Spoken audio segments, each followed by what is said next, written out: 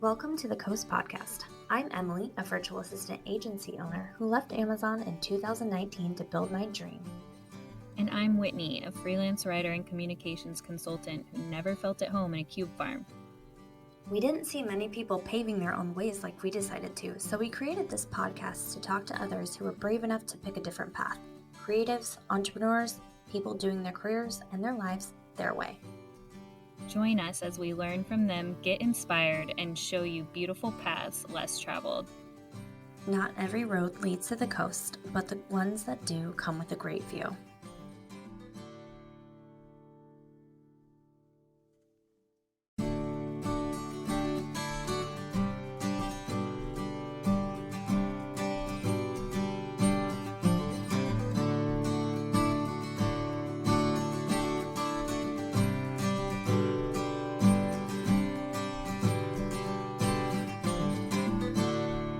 Hey everyone, and welcome back to the Coast. My name is Whitney Popa, and I own a communications consultancy in Edmonds, Washington.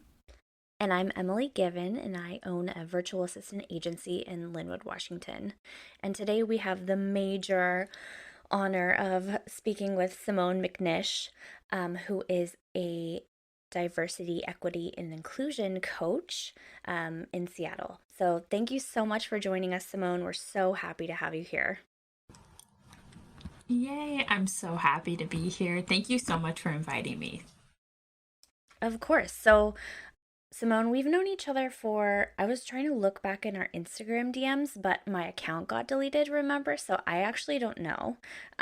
It was pre-pandemic that we became Instagram friends, and we kind of just started commenting on each other's stories and then started actually talking and have planned a perpetually canceled happy hour date that we keep trying to reschedule, but we were actually able to meet in person 2 months ago at Danica's networking event. So that was amazing to be able to see you in real life finally. And so we invited her to be on the podcast. Super excited to learn more about you today. But yeah, I'm excited that our friendship is coming kind of in real life full circle now.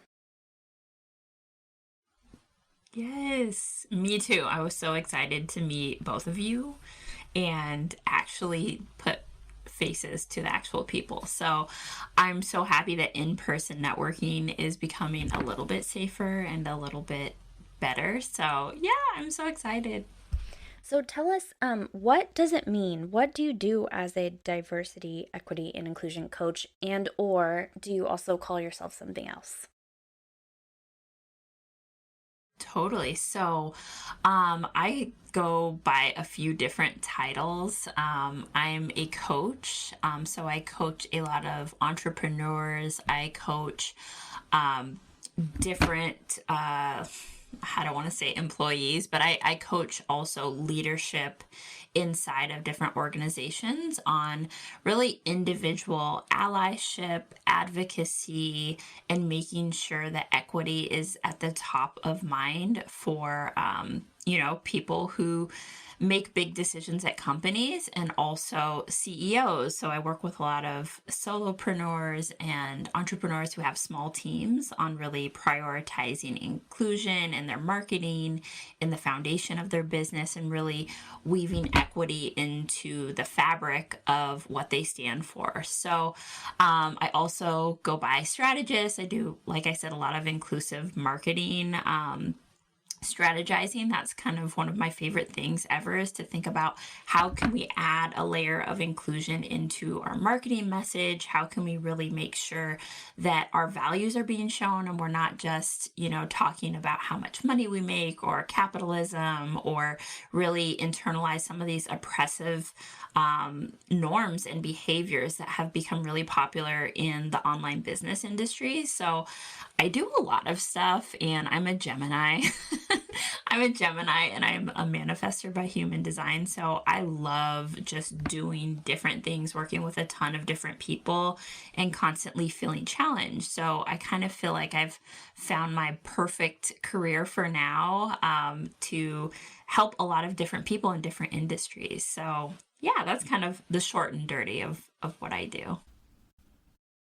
love the for now too. Like it leaves it open to whatever. I'm curious when you talk about diversity and inclusion, what does that mean? Because I think different people have different ideas about like, okay, what does diversity equal? Totally. So diversity and inclusion, diversity, when we're talking about prioritizing diversity, it's looking at either your individual company. So for solopreneurs, it's different than for organizations. Like for organizations that, let's say, have 500 employees. If you are a solo entrepreneur, diversity could look like, if you have a podcast, making sure that there is racial diversity in your podcast lineup, that you're being really mindful about amplifying different voices from people who are different than you. When people think about diversity, they a lot of times go into the binary of black and white, like black people, white people, right?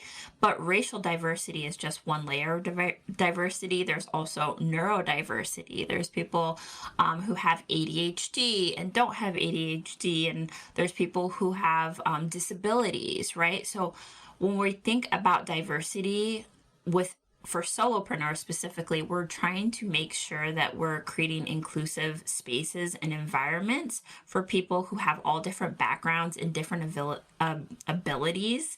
And so they are able to thrive with your services, thrive with your coaching, thrive with whatever you offer people, right? Because a lot of times when we build a business, we just we don't think about these things. We just think about launching the product, getting the thing out.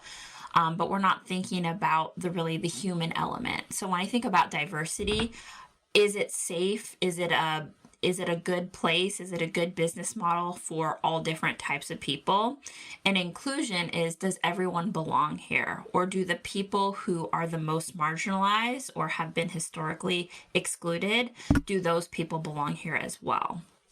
So that's for solopreneurs. I could get all into corporate and organizations, but it's a little bit more complicated there. But I love working with entrepreneurs, and that's kind of the way I think about it and reframing it just for solopreneurs and people who have small teams. That's so powerful. Yeah. We're having a really interesting conversation in Edmonds as a city. They reopened their budget to renegotiate some of the things that were approved, and one of those is what they call a ready manager, REDI, and that was a fully approved person that they were going to hire on the team, and now the council has a new makeup and it's just very messy, and they were talking about if they even need that person. They were saying some of their feedback, which I think would be interesting for you to respond to, because I have my own feelings about it.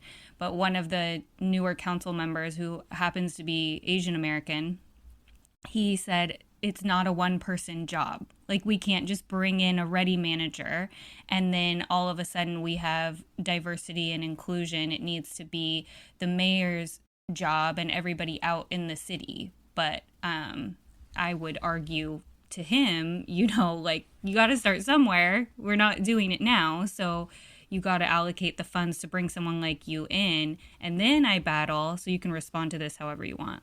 I battle with just knowing that you're debating the worthiness of bringing somebody in creates kind of a toxic environment for that person. So who would want to have that job of teaching you how to be more diversified and inclusive? Like, it just, I imagine that you hit up against a bunch of mind blocks, roadblocks, fragility.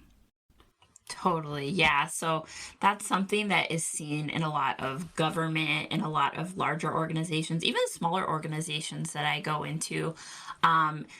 When there is one person who is solely responsible for the whole DEI strategy, executing it, it becomes really difficult, because when we think about DEI, I think about it as a foundational piece, or, the groundwork that you build things upon, or more like an umbrella, right? So everything falls under DEI, right? From hiring to marketing to relations and community outreach, all of that has to go through diversity. It has to go through inclusion, and you have to bake it inside of there. So if all of that falls on one person, those people usually fail. And there's a ton of, I'm in like the diversity corner, the DEI corner in LinkedIn, and there's a lot of different consultants and people who work in-house who do DEI within a company. That's all they do within that one company. They're feeling exhausted and fatigued, and it's very hard to come into an environment, like you said, Whitney, where the odds are already stacked against you. So if people are already debating, should we have a ready manager? Should we have a DEI person? Should we have an inclusion manager or program manager? If that is debated at the top level at leadership, you're setting that person up for failure. And if a person comes in to that ready manager and say, I'm overwhelmed, I cannot do all of this, what immediately goes to, well, you're failing. You're not doing what you're supposed to do, which it's impossible, in my opinion, for one person, one consultant, one in-house person, whoever it is, to take on the brunt of DEI. It really has to be a cross-collaborative effort where somebody from each department owns, okay, well, you own the DEI newsletter, or you make sure that we don't use this language in marketing, and you make sure that our recruiting process is very fair and equitable. So it's really hard just to have one person bought in. The whole organization absolutely has to be bought in. Otherwise, it'll fail. So would you say having a DEI committee rather than a DEI person is more, what is the word I'm looking for? Not better, but more, help me out here. Productive. Yeah. Okay. Yeah. Yeah. It depends. It really depends on the organization, right? So it depends on if there's actually enough manpower to have a DEI committee, right? A company that has 20 people isn't going to have that manpower, or I shouldn't say manpower because that's pretty, that's not gender inclusive, but they don't have enough power or enough bodies to say, hey, we're going to do this large scale DEI committee.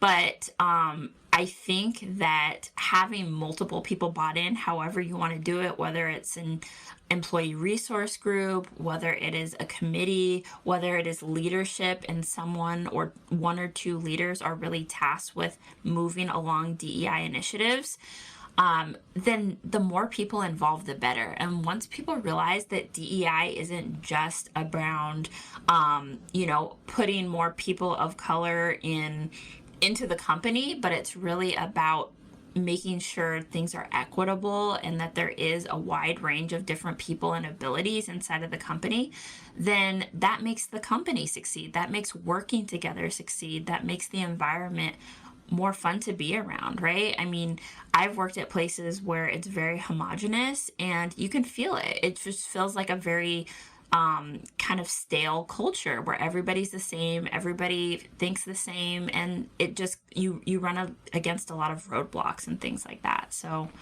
yeah. Thank you for that. And also thank you for, I think it's really powerful that you in real life were talking about this example and saying manpower, and then in the conversation corrected yourself and offered examples.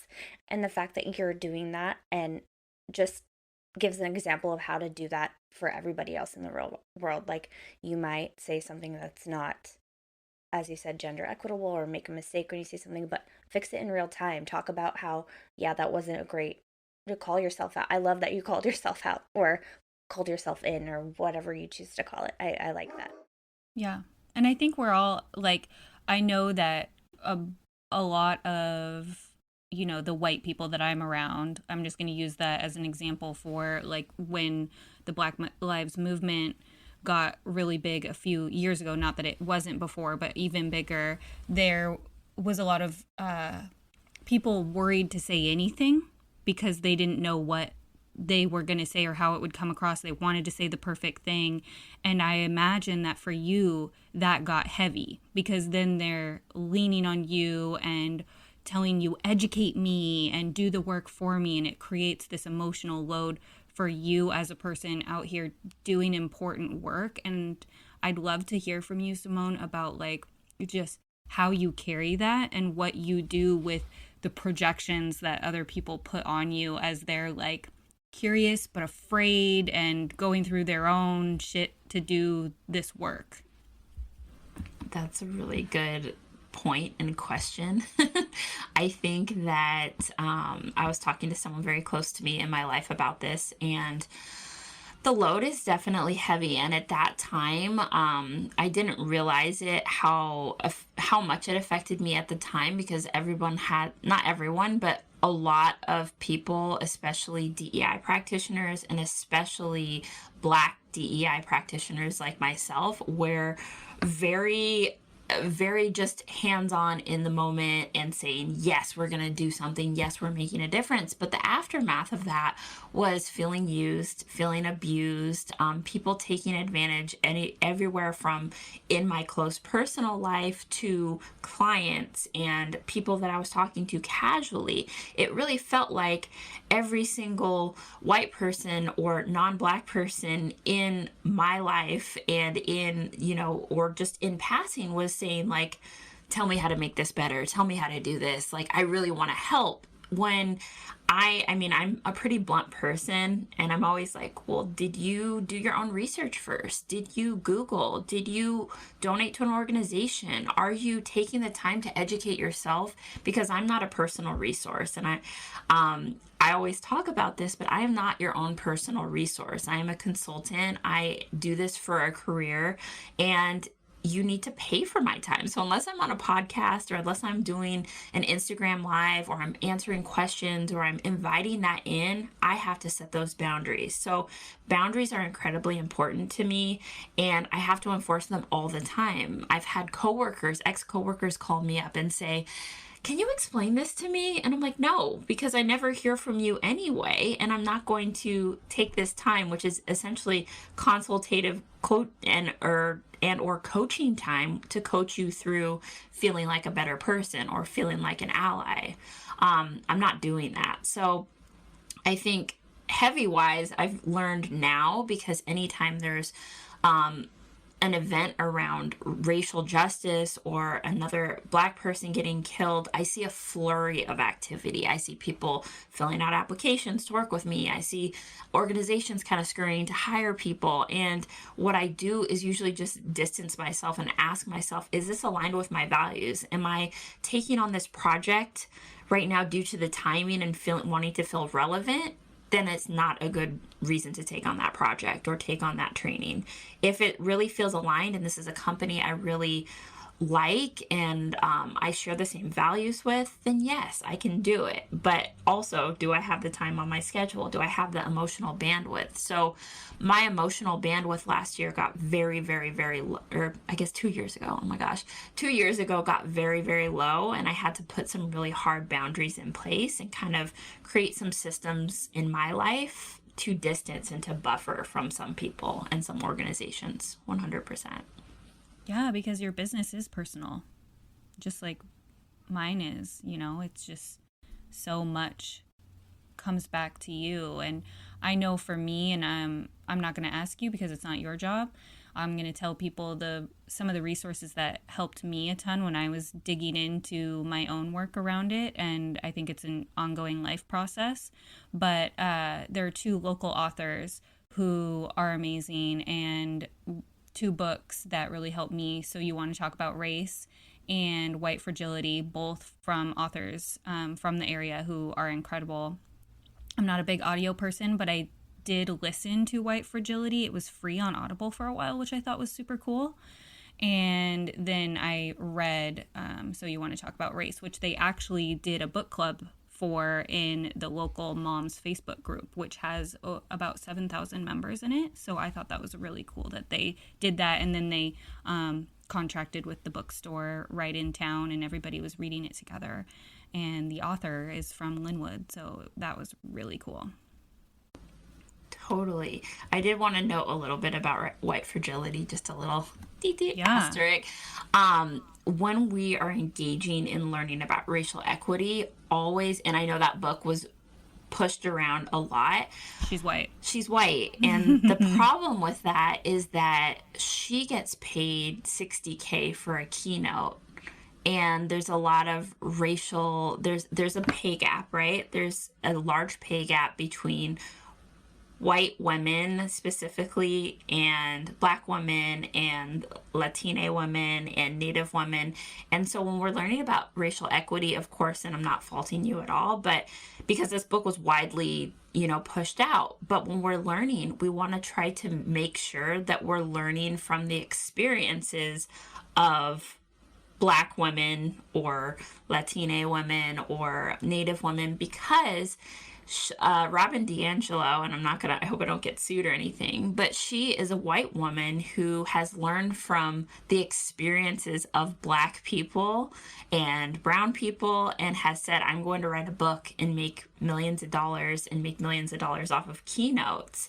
So we have to start thinking really critically about what we're ingesting. And I had a hard time putting words to it 2 years ago. I'm like, why does this feel icky? That it's like this book is being circulated as the truth, the kind of staple for learning about fragility. But if you are a white woman learning about fragility from another white woman, there's a level of comfort. There's a level of, I can feel safe here because it's with another white woman. You actually want to get uncomfortable. And I'm sure reading that book, of course, was somewhat uncomfortable.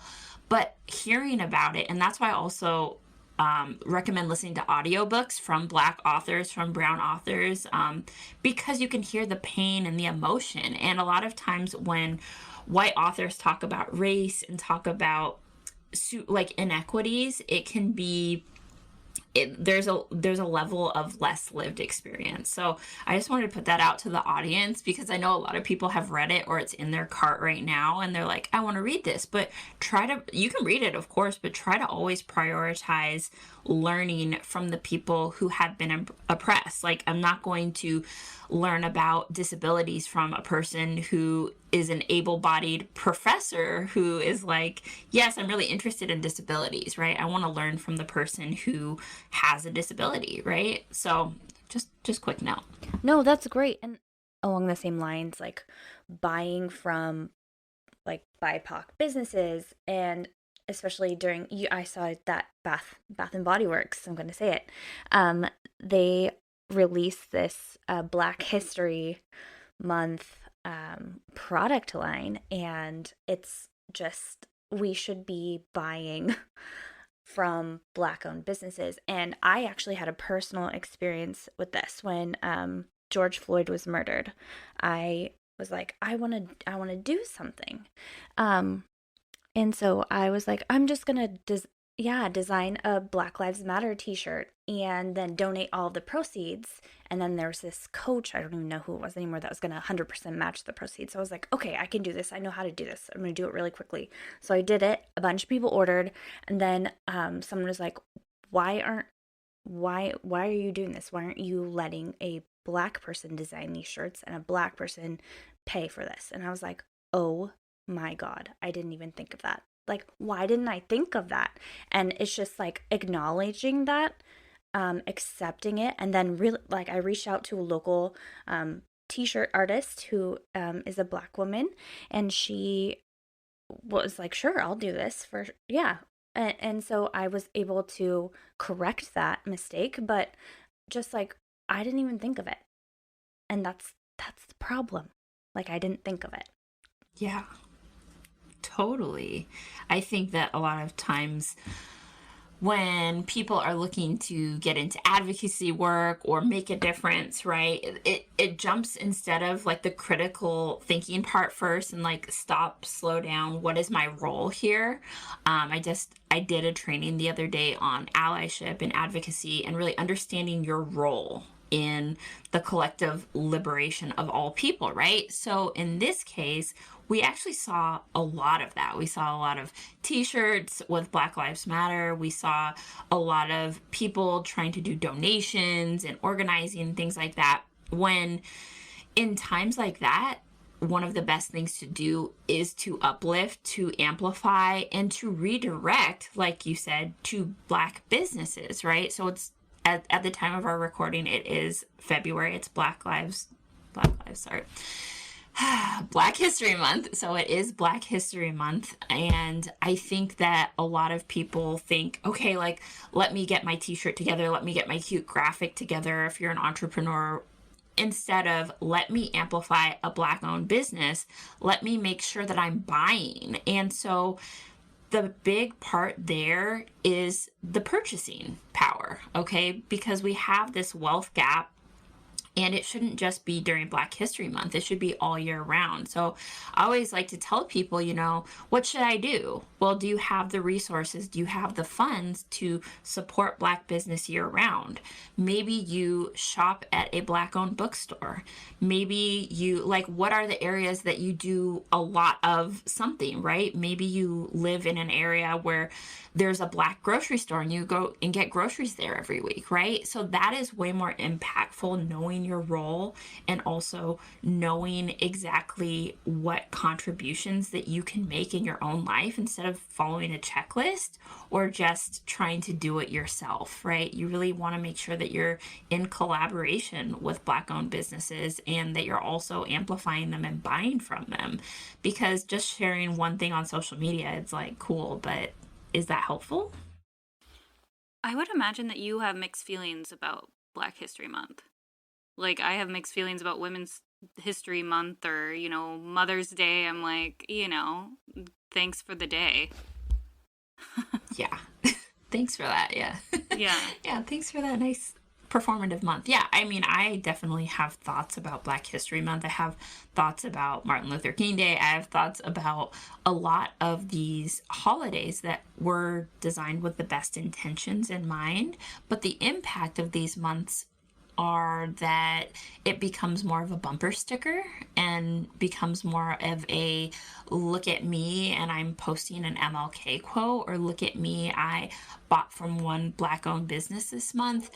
But I do want to share a story about one of my community members on Instagram. So I wrote an article on meaningful ways to actually participate in Black History Month. And I talked about exactly what you just said, Whitney, at the beginning. I don't really believe in Black History Month. I think it's super performative. I take it personally as a time to celebrate Black joy and Black people just being amazing and phenomenal all year round. But I had one of my community members message me and say, thank you so much for putting this list together. Here is the action that I took after I read your blog post. I decided to donate to the organization that you mentioned, because mental health is incredibly important. It was called the Loveland Foundation, and it's for Black women finding therapy resources. And she said, this is important to me in my life. So she found what aligned with her values, right? And then she set up a donation that donates every single month for the rest of the year.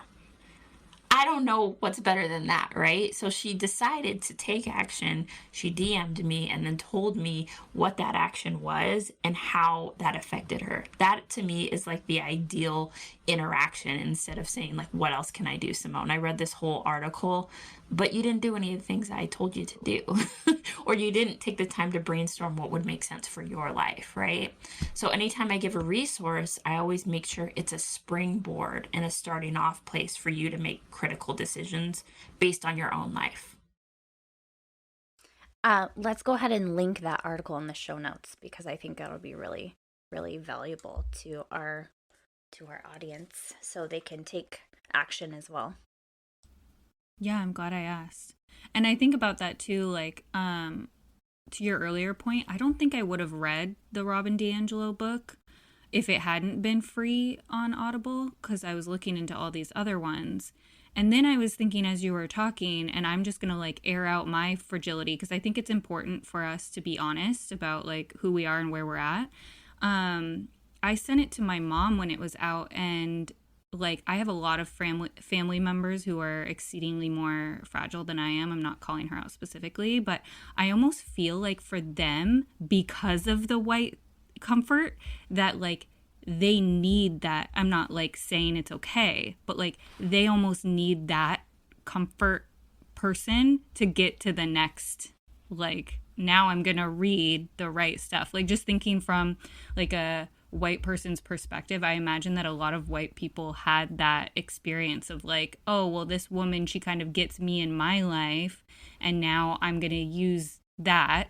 And it's going to bring me to the next thing and this better resource down the road. And I'm not saying it's right. I'm just saying that that's probably, I can imagine for my family members, a lot of the experience that they had with it. Whereas I'm, I'm reading the autobiography of Malcolm X. They're never going to read that. So it's tough with some people who are just never going to get there. I'm not saying like I want everybody to read white people books about race. But I do think that for some people, especially if you're just like, let me get you a little bit here to try to think about it differently, sometimes they use that resource. So I don't know. I feel like these conversations, there's never like a right move all around for everybody. And we're all kind of doing our best. Not everybody, but some people. Yeah. And I think that for some people, that book was a bridge. But I think you said something really important.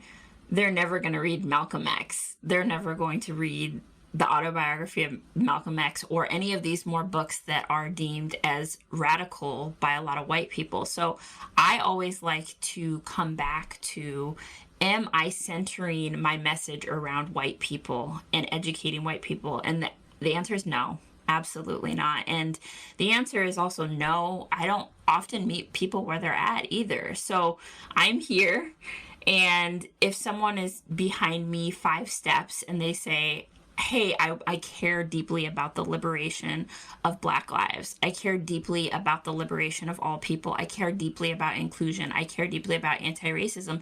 Awesome. Here are some resources I'm happy to get you. But I think chasing people and making them care and making them, say absolutely like this is something that you should care about. There has to be a moment of self-starting and a moment of saying like, maybe I actually want to get a little bit uncomfortable, right? And I do think that for some people that book was a bridging point, and we're like, okay, like this was good. Let me learn from a Black author now, or let me learn further about it. But the problem with White Fragility is I think that book checked a lot of boxes for people. And I think a lot of people thought like, that's cool, I read about that, I'm good. Like, I don't need to do anything else there. I learned from this woman and she told me that I have some fragile feelings and I acknowledge that I do. End of story. So, and I think that like, that's the problem, is a lot of times like what we are promoted to is like meeting people where they're at, instead of like, cool, you're at here, these are some steps that you can take, and then people just deciding like, that's not a step I'm willing to do. I had another community member who, this is a little bit of an extreme story, but she messaged me and she said, can I ask you a question, after I did a live video about like anti-racism, racism, whatever. And she said, hey, like, can I ask you a question? I said, sure, because I actually knew her and we'd had conversations before. She tried to pitch me for something she was trying to sell, but I had known her for like a year or so, right? I said, sure, you can ask me a question. That was my first mistake. And so she asked me a question, and she wrote this whole novel around how at church she had this scenario where there was a man, and he, was always asked to talk about, he was a Black man in an all-white church, and he was asked to talk about his experience with racism, and she felt so terrible about it. She wanted to know how she could intervene and how she could help him, things like that. And I said, well, and she said, I don't really have the budget to work with you or anything. And I said, that's cool, whatever.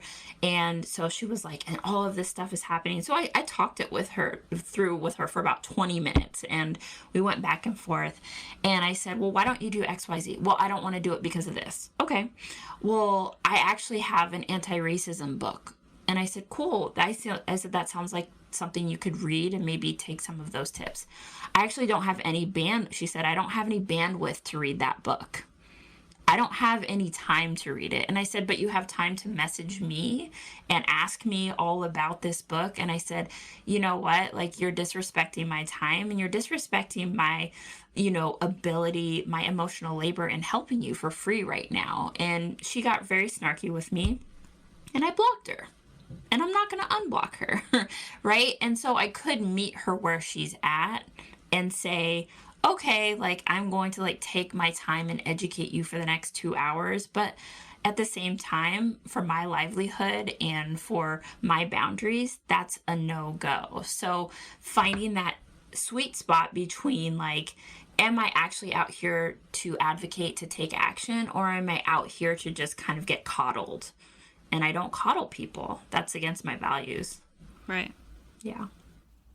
I'm sure you've learned a lot about yourself throughout all of this. Entrepreneurship alone teaches you so much, but being in DEI really teaches you a lot around, no, I'm not going to do that, or heck yes, I'm absolutely for that. So yeah, it's been a big growth period for me in the last 3 years. Yeah, 100%. What are some of your favorite projects you've worked on lately? My favorite projects. Okay. I work very closely with a registered dietitian who is a business coach now. And so we've done, I think, like 6 trainings where I've come into her different groups and programs and really worked very intimately with some of the members of her programs. That's been one of my favorite ongoing projects. I love doing that. That is one of my favorite things. I'm in the baby beginning starts of my own project, which is a podcast. So I want to do this as well.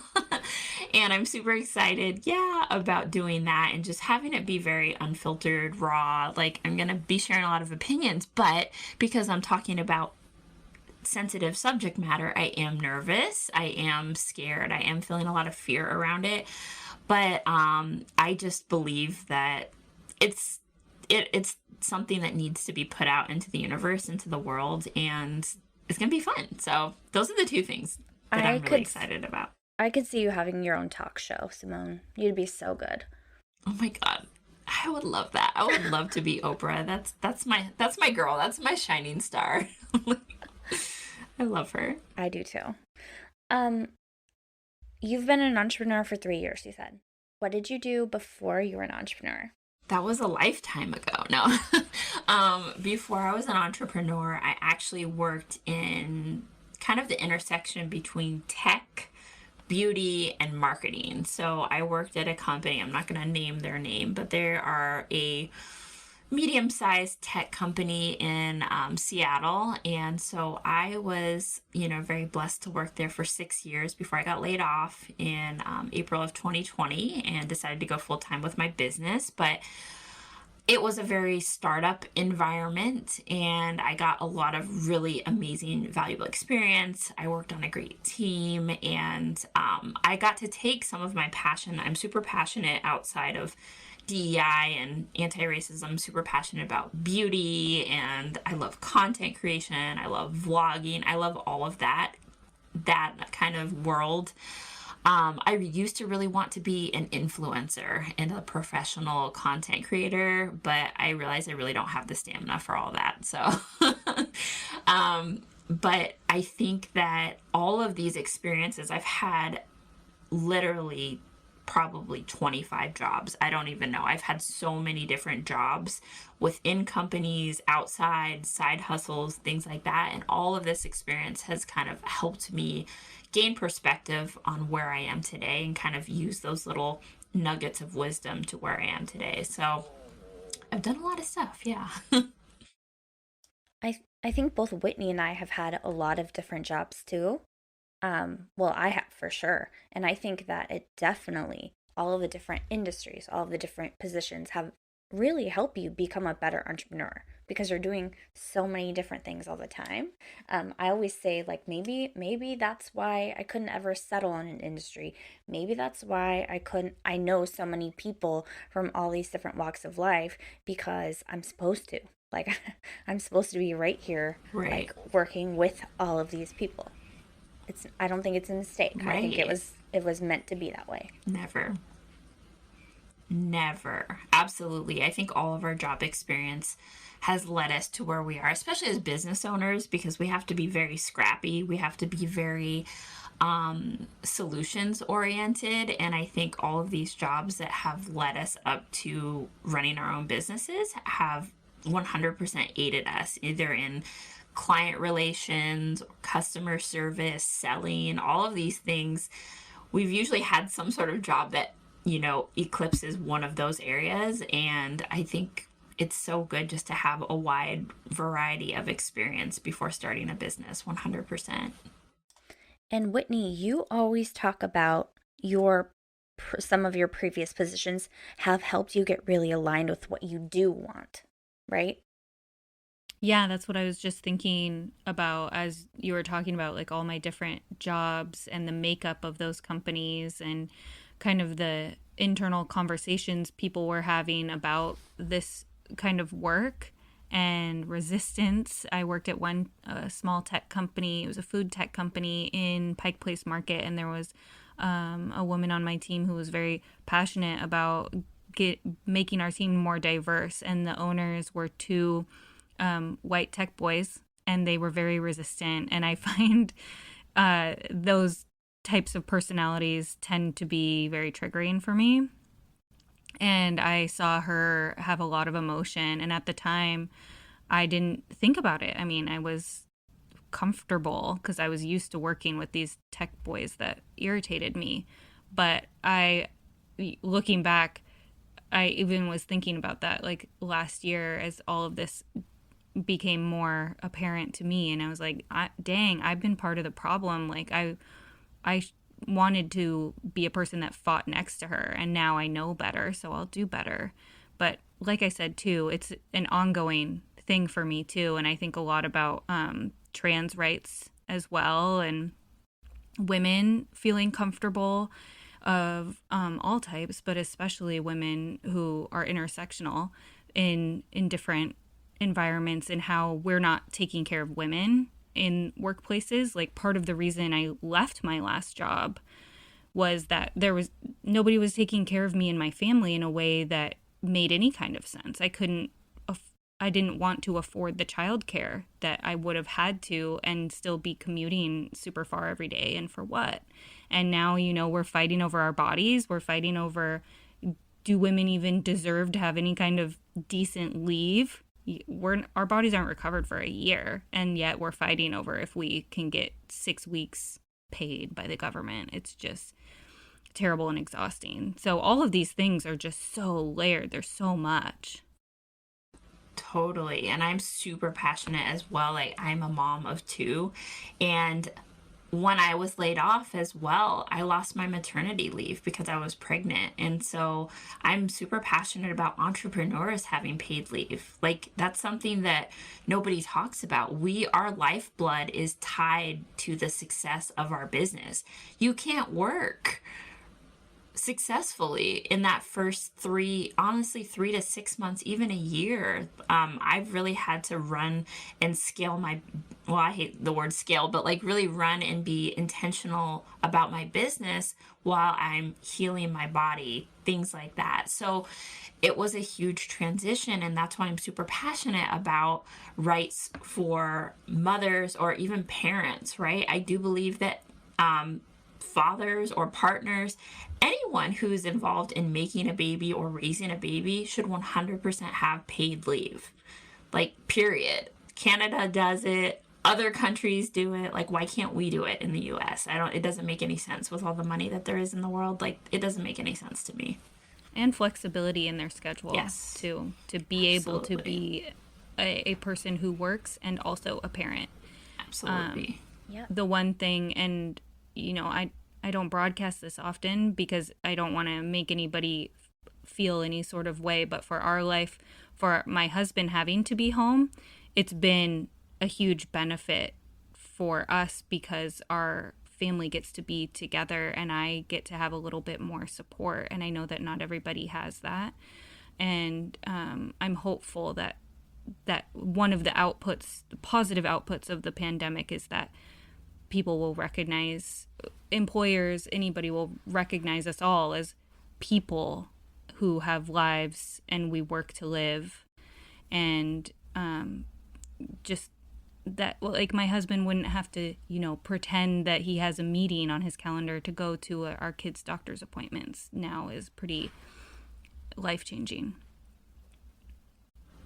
Seriously, yeah. I'm 100% team flexibility as well, and I think that it's something that, like you mentioned, is actually a positive part of the pandemic, right? It's a positive part of the way work is shifting to remote. People are realizing that, like, oh my gosh, you have a full life. Like, you have doctor's appointments, you have therapy, right? People are talking about going to therapy. Hallelujah. Like, I think that's so important that we're not pretending to be these perfect, buttoned up professional people when we're just humans, right? We're all going through a collective trauma right now, and we all need to take care of ourselves in whatever necessary way. Like, people are, I know Peloton is going, doing some other things, but people were buying Pelotons and riding, or like riding during their breaks, or doing a treadmill and walking and doing their meetings, because I think people are really realizing that wellness now more than ever is so important. And companies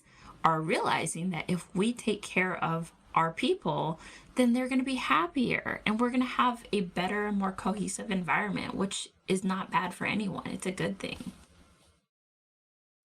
I think, yeah, I left Amazon in what month? July 2019, because I was leaving in the morning almost before EJ woke up, and EJ was only 2.5 at the time. Before he woke up, and then I would get home after my 1.5-hour commute each way, and I would have, like, an hour with him before I go to bed. And my team was like, yeah, you can be flexible, yeah, you can work remote, but then there was a point where that wasn't okay. Like, yeah, sure, I meant like 1 day every other week. I'm like, okay, well, I meant like 3 days a week remote. And so um so I left, and then the pandemic hit 6 months later, and I was just like laughing, because, like, oh, we can all do our jobs remote. Yes, we can. Yes, we absolutely can. So I just think it's a funny, like, it's not funny. The pandemic is not funny. It's awful, but, like, it just came. Yeah. It just Timing is everything, right? Yeah. 100%.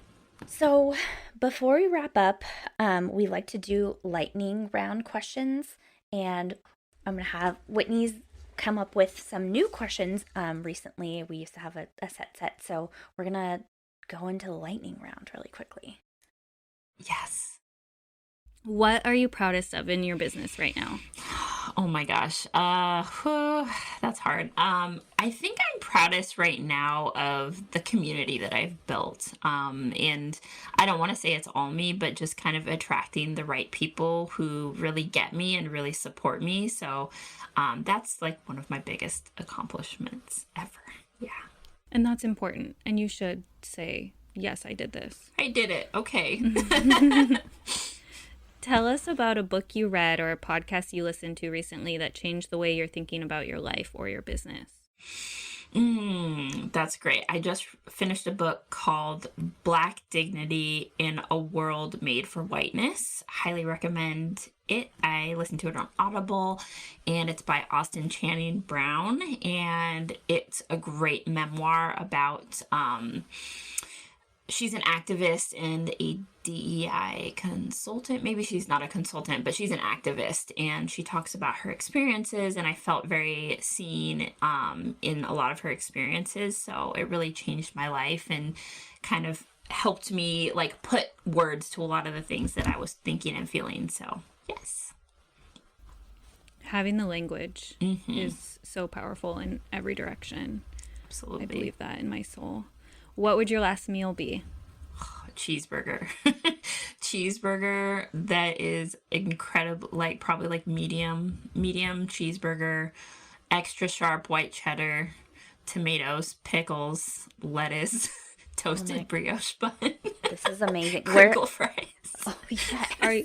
Are you thinking about one specifically, or one that you would I was make? gonna say, where from? Have you purchased this burger? Okay, one of my favorite cheeseburgers is from is it 12 ounce? It's like, oh no, 8 ounce. It's 8 ounce. Yeah. What am I was thinking 15 ounce. I don't know. But yeah. Well, it's your last meal. I'm Double hungry, right? I'm hungry too. Now I want a that burger. right. Now I want a burger. So that's like my husband makes fun of me because when I was pregnant, I just ate cheeseburgers all the time. Like that was the pregnancy craving. So if I can't get to that kind of cheeseburger from 8 ounce, I will take a Dick's cheeseburger.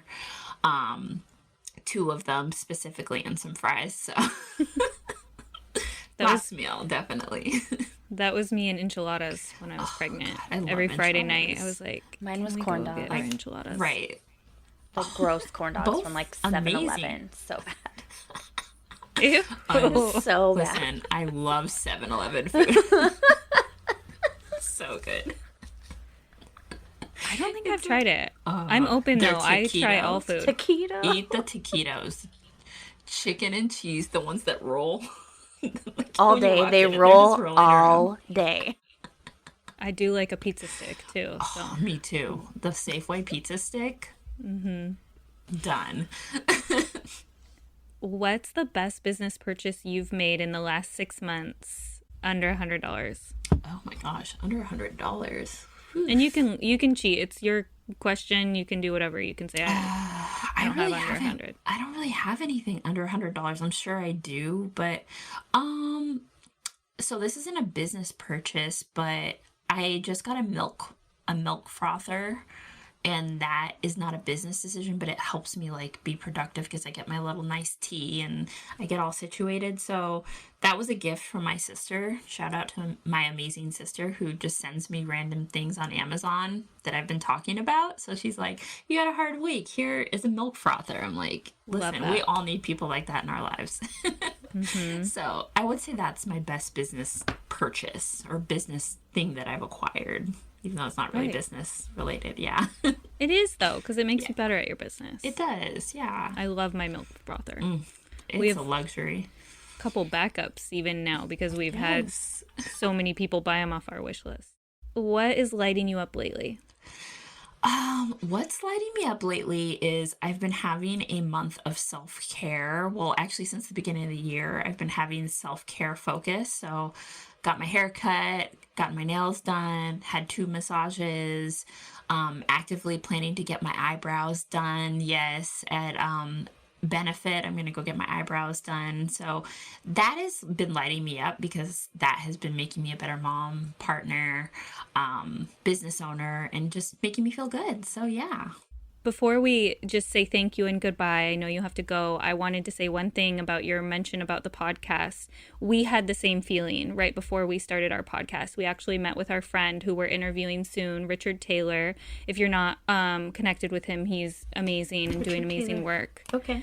And his name is Richard Taylor Jr. He has a podcast that he posts 3 times a week, little snippets. Wow. Awesome, amazing. And he said he had the same feelings too. You kind of have this like crisis of like, oh, what are people going to think? And then like, why do I care what people think? So our advice, and I'll let Emily speak for herself, is go for it. It's amazing and so fulfilling, and fuck the rest. Agreed. I love that advice. But yeah, we did have that meeting to get talked off the ledge. We did, actually.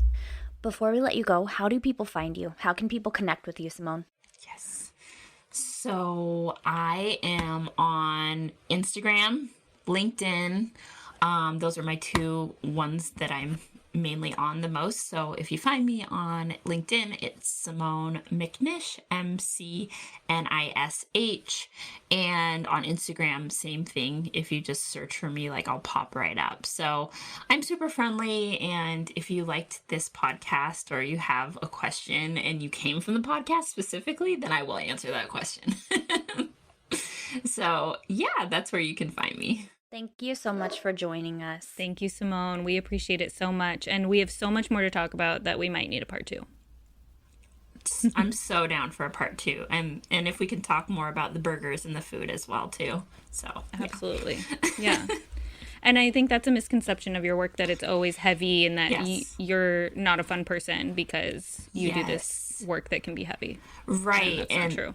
Totally. And before I jump off too, that's a really good point. Part of my purpose in journey on this whole running my own business, doing DEI, is to humanize it and to make people realize that it's not all academics. It's fun people. It's normal people. It's people who you might have a conversation with at a bar or at dinner and be like, oh my gosh, I didn't know you did that work, right?